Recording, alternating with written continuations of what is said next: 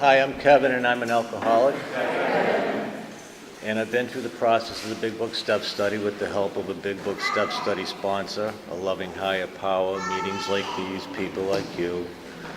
I'm currently making amends and practicing the steps to the best of my ability, and some days better than others. I'll tell you briefly about myself and how I got here, and then share about my experience on these steps. I come from a very good family. I was raised with good work ethics and to have compassion for others. I have two older brothers, 10 and 12 years older than me. So as I was growing up, I seen what went on when they were in their teens, you know, the drugs and the alcohol. But they worked. My father worked, my mother worked. So before I go any further, I'd like to say that I drank a lot of alcohol and I did a lot of cocaine. I also was able to accumulate 4 drunk driving charges, which at the time I thought I had really bad luck. But I always believed in God. Yeah. All right, can you hear me? Better. I always believed in a God, but as I learned when I did this work, it wasn't the quantity of my faith, it was the quality. So, with that being said, I have to say that in 1973, my father had a cerebral hemorrhage. I was 9 years old, and that really stuck with me because I seen him in bed for almost 2 years. He recovered fully. He's 87 years old now, and I'm blessed to have him and my mother in my life. And I say that, and I'll get to it towards the end of this. So as I grew into my teens, I did what my brothers had done. And when they approached their 30s, they slowed down, they became responsible adults. And I said to myself, when I get their age, I'll probably do the same. And then I said the same thing when I was 30 and they were in their 40s. And then I said the same thing when, and so I didn't know anything about the progression of the disease. They don't have what I have. It does run in the family, but they don't have that. So it was just the norm, It was a way of life, the partying and the work and everything that goes with it. So when I was in my early 20s, I got married, and I had a daughter. Had everything, continually working, making good money, and the next thing I know, it was my ex-wife and the counselor, and they were against me. It had nothing to do with my drugs and alcohol consumption. Ended in divorce, split it down the middle, went on my merry way, kept working. I got involved in another relationship. But I'd like to say that the 4 drunk driving charges I had was over a period of almost 30 years. So there was a lot of substance abuse in 30 years. It wasn't like back to back to back to back. I just couldn't learn my lesson. And so I don't know when the alcohol and drugs went from a luxury to a necessity. I don't know when I crossed the line to the point of no return. But I do know it was for a very, very long time. So I got involved in another relationship and whatnot, and just continuing to do the same thing. I didn't have a problem in my mind because I was a functioning alcoholic. And so a few 5, 6 years ago, my father wasn't feeling well, and let me back up because about 5 or 6 years ago, I knew I was in trouble, and I knew I had a problem, but I didn't know how to let it go. And I would pray on it. I'd go to church. I always went to church, but I just didn't know what to do. I didn't know what the answer was because the disease had me. So with that being said, my father wasn't feeling well about 5 or 6 years ago. And they found out he had a couple small strokes. Now, at that time, I had my yearly physical with my doctor, and he said, well, you know what, why don't we have let's do a CAT scan, just to see, because what your father had happened to him in '73, if you have any type of aneurysms. And so I did, and what they found was I had an aneurysm on each side, one on this side and one on this side, and this one was ready to pop. And I had no idea that I had these. This was divine intervention. I didn't see it at the time. So I went to the UMass Neurology Department. They asked me if I drank. I said a little. They asked me, do you do cocaine? I used to. And they said that cocaine is the worst thing you can do for your arteries and vessels in your body. That however you ingest it, it jump-starts your heart and sends a massive amount of blood through your arteries and veins. And if you have one of these, you have a pretty good chance that it could rupture. If it does, you have a 1/3 chance of dying, 1/3 chance of being kind of messed up, and you might make it. I said, good.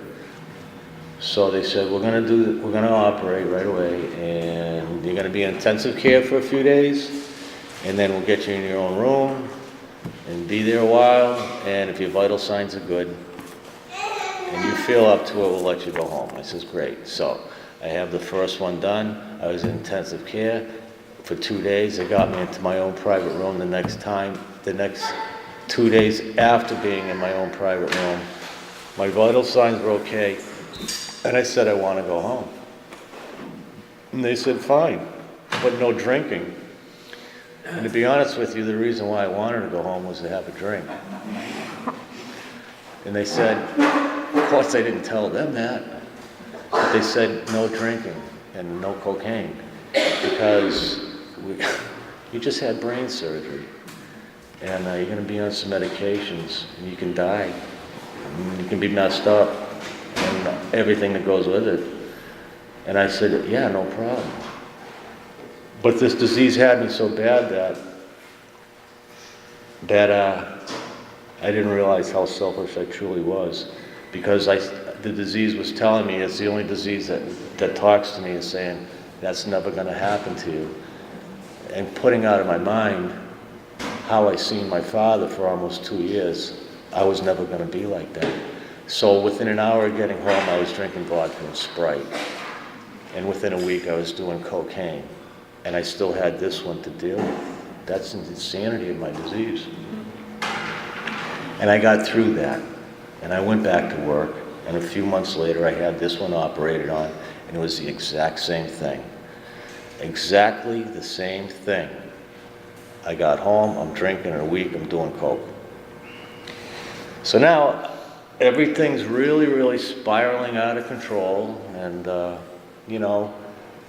I thought everything was fine, but I didn't know that not only was I hurting myself, but I was hurting the people around me that were the closest to me, something fierce, but I couldn't see it. So I went, actually I didn't go back to work. I was still on disability from my last surgery, and I found myself in a basement with a broken recliner, a TV, and a cell phone. And it was a Saturday morning at 4, and I felt the presence of God come into me, because I just couldn't take it anymore. I was crying like a baby. I was asking for help, and He gave me the gift of desperation, which I've been praying for so long. And I called AdCare, and I got into AdCare the next day.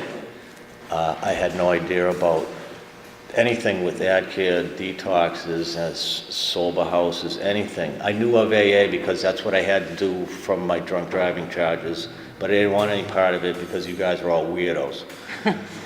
So I went, I did the AdCare thing, and they said, okay, you're gonna go to a sober house, which I did, and part of the criteria for the sober house was to come to these meetings and get a sponsor through the STEP study, which I did. And that sponsor, he guided me through the steps, and that's why I'm sitting up here talking to you all. So that's kind of like a brief my story thing. You know, there's a lot more to it, but that's not what I'm here about. I'm here to talk about the steps. So by the time I came here and I got my sponsor,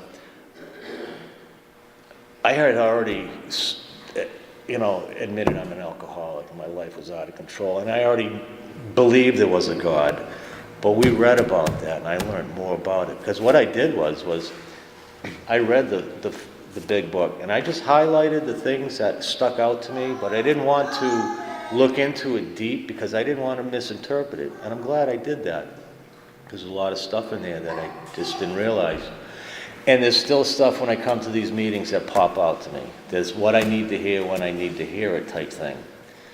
So first, second step, third step, I formally turn my will and my life over to God. But at the end of the third step, it says drinking was a symptom. So let's get down to the causes and conditions. And that's when I took a look at why I drank, what my defects of character were.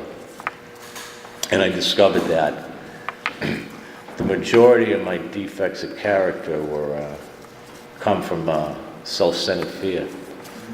That was the big trigger. So, all right, so what do we do with it? All right, I figured out what makes me tick. What do I have to do with it? Well, I have to. My friend Jeff over here has said to me, if you don't do a fourth, you're going to drink a fifth. So I got all this stuff that I know what makes me drink and drug. What do you want to do with it? So I have to purge this. Now, I'm not going to mix religion with this program, but it's like a confession, okay? But we'll leave that alone.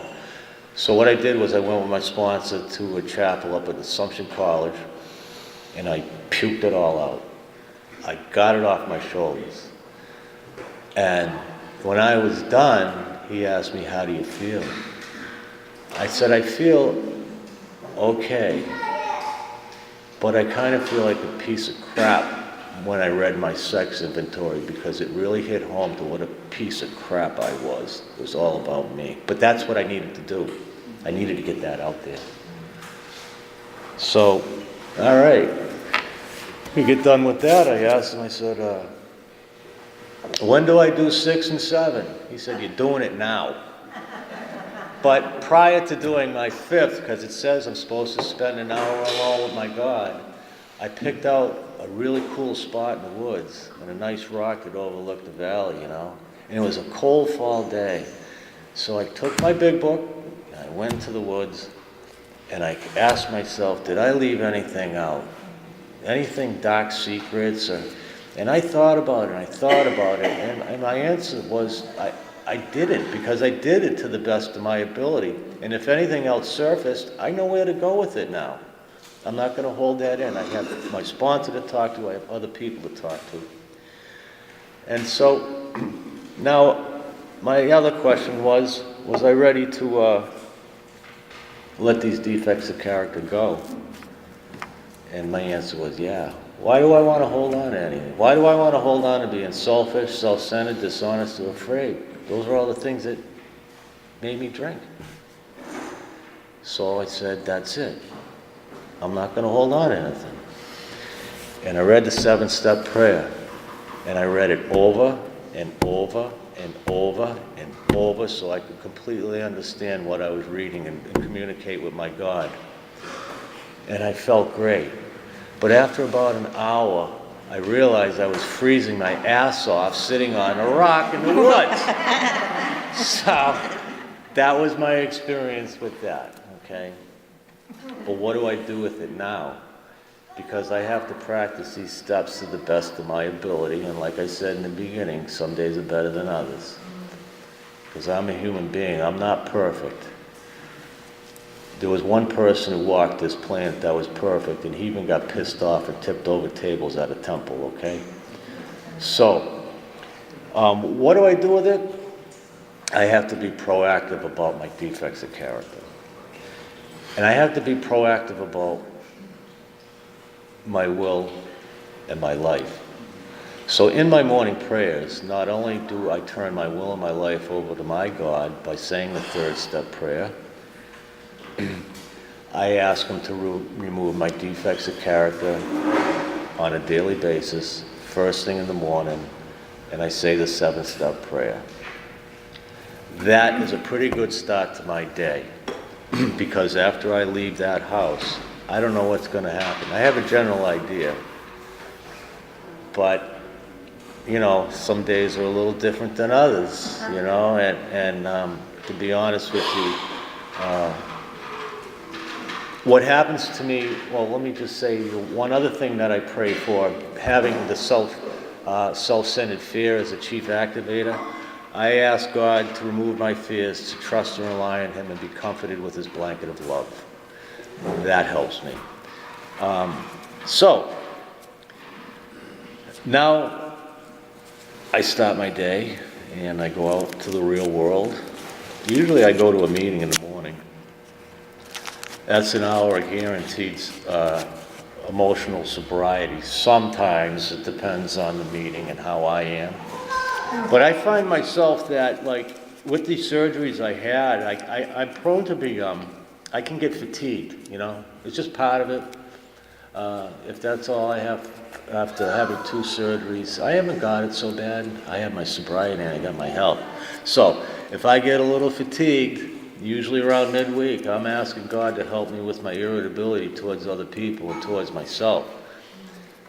That's when I have a tendency of taking my will back and having these defects of character fly out. That's why we're on 6 and 7, but to be honest with you, I don't really review my whole day, like in step 10 says, you know, what went on. I kind of do spot checks throughout the day.